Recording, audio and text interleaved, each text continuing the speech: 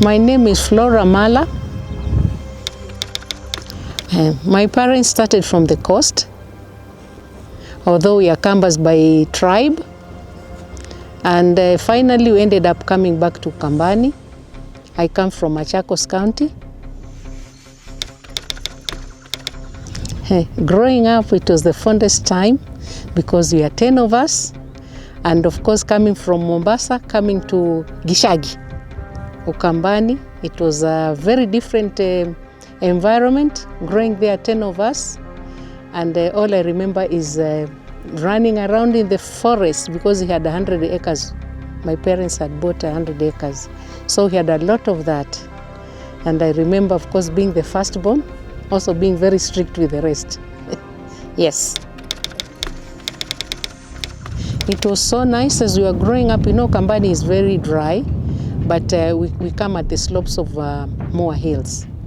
So that was the greenest part. My father bought that place from Wazungus. And so it was very green, very, very green. And as we grew up, of course, even at the place, we would see animals. We used to have antelopes. We used to have even giraffes coming in. And it was really a good environment. But today it is very different. Yeah, and I think that's how I ended up in Gbfa, because my father loved trees. And even today, when you come to my home, you'll find it is very different from the environment, the rest of the neighbors and all that. And all of it is because he planted trees. Whenever he went anywhere, he would pick seeds. As you saw this morning, I don't know if you saw me, when we were at Tamara, I saw an indigenous tree, and I was really picking the seeds, you see. So that is something which I learned as a small child. That environment is something to be treated very well. Unfortunately, that's not the case we have right now. You can just see even where we are standing. I'm sure one day these hills were full of trees, but somehow now we don't have any trees. And you can see, even as we are coming up, you see the soil erosion and all that. So it is something which has to be corrected, and who has to correct but us as ourselves? Yeah, to save ourselves from what do you call it? From dying. Yeah. First of all, like planting trees is one of them, and of course keeping the environment clean, and our rivers also very clean, which is not the case right now, as you can see. We go to Nairobi River, it is dirty. Why should it be dirty? Because we throw everything there. As I'm looking at the hills, they are beautiful. God's creation is beautiful. But as we see, there is a lot of settlements, and of course those settlements brings deforestation, and of course trees cutting. So all those kind of things, you can see it's not doing good to the environment. Okay, Green Blue Foundation Africa, it is all about the water towers. The green is the trees. The blue is our waters, which you know right now they are not blue. And of course Foundation Africa.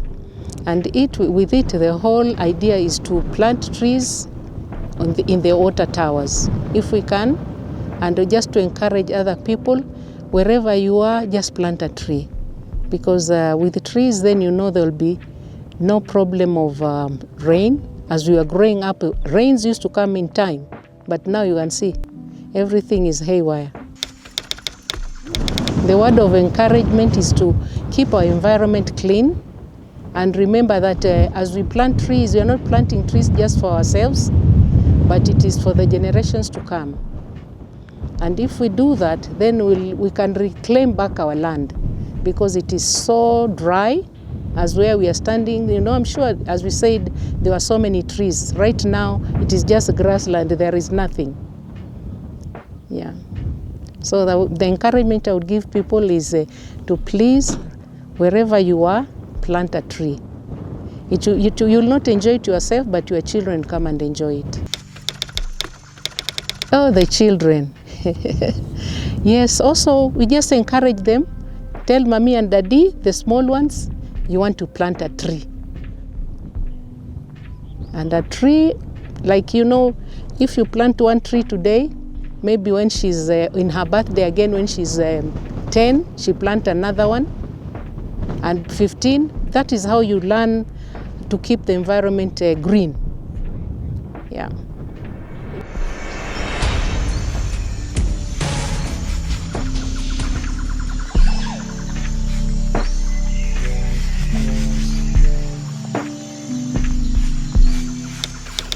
Okay, my name is Wambui Njuguna. My mother came from, may her soul rest in peace, came from Limuru and met my father, who had been posted to Limuru. But my father was from Nyeri.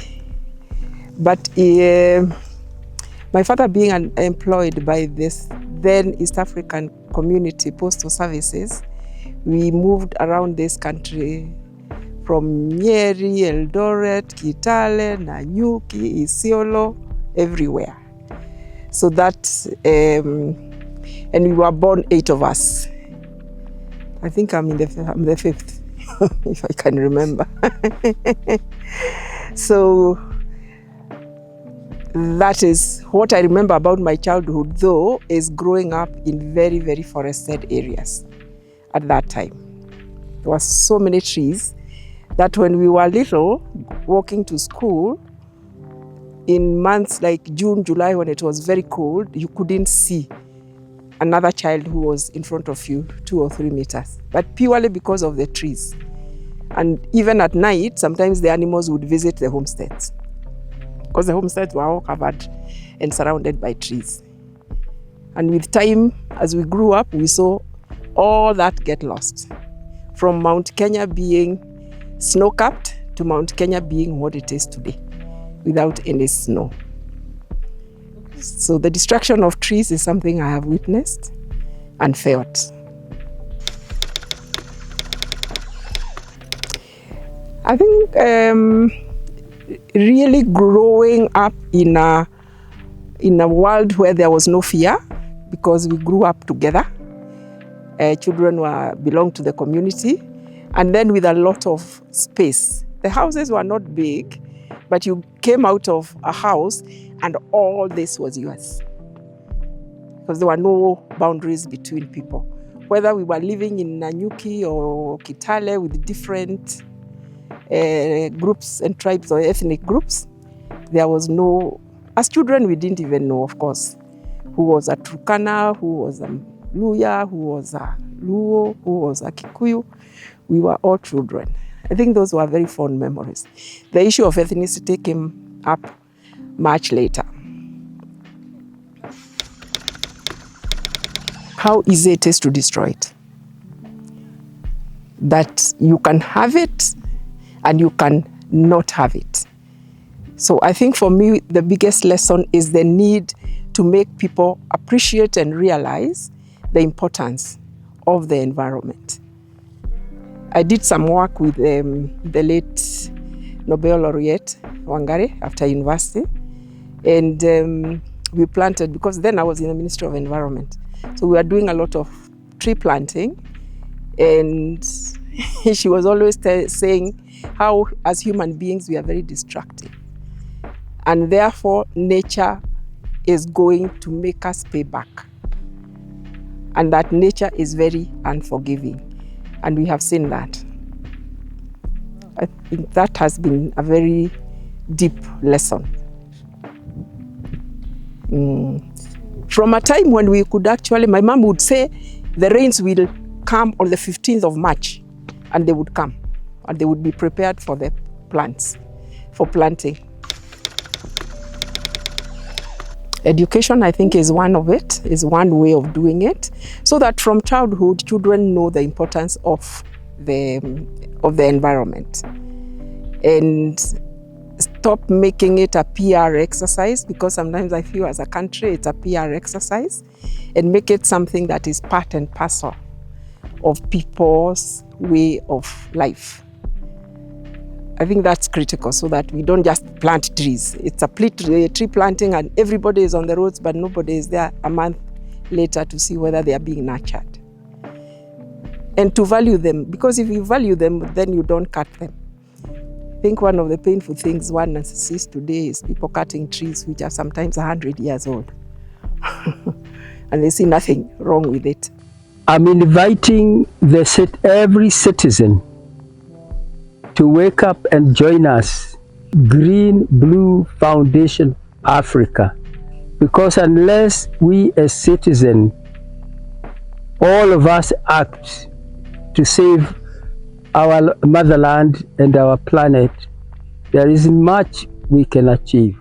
Secondly, I want to invite the corporates in this country. If we all have a portion where you can plant trees together with us, then that will go a long way. I'm also inviting those who are in the NGOs world, that even without the money flowing from the donors, your networks, we can join up together and make a difference. And I'm also inviting all the churches to remember that we were given a mandate, that we as stewards of the world we were given, which God looked at and said it was good, but now we have destroyed. Probably Jesus is weeping like he wept when he looked at the future destruction of Jerusalem. So together with even other members of our other religious groups, sects, we are inviting you to make it your practice and to make it your theology to do something about this environment. Together we can make a change, a little step, a square meter at a time, and we can make a change. Stretch your hands, we join together. Let's start now.